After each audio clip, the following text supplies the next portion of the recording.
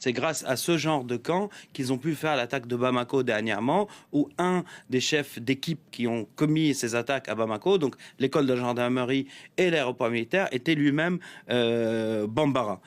On peut aussi imaginer que c'est grâce à l'existence de ces camps, là on a les photos d'un seul des camps, on peut imaginer que les deux attaques contre des convois ministériels qui ont eu lieu en février ont été lancées. Donc première attaque le 13 février, c'était à Niena, donc dans la région de Sikasso. Le convoi du ministre malien de l'enseignement supérieur a été attaqué, 4 gendarmes ont été blessés. Le 27 du mois de février, on a vu que le convoi donc du ministre de l'Environnement est tombé dans une embuscade.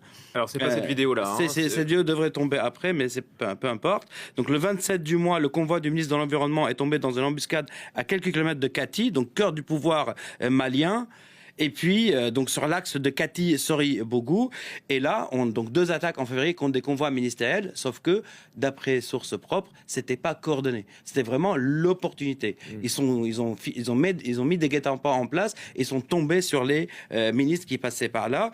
On va voir là, justement, ces photos-là. On voit aussi qu'il y a une activité dans la région de Kidal. Et donc là, c'est un bastion, transport de troupes utilisé par Wagner, qui a été frappé par des IED explosifs du JNIM, là, donc des djihadistes, et au même moment, donc il y a 3 véhicules qui étaient tapés et qui n'ont pas été extraits par Wagner. Donc ce qui démontre quoi, une capacité logistique moindre.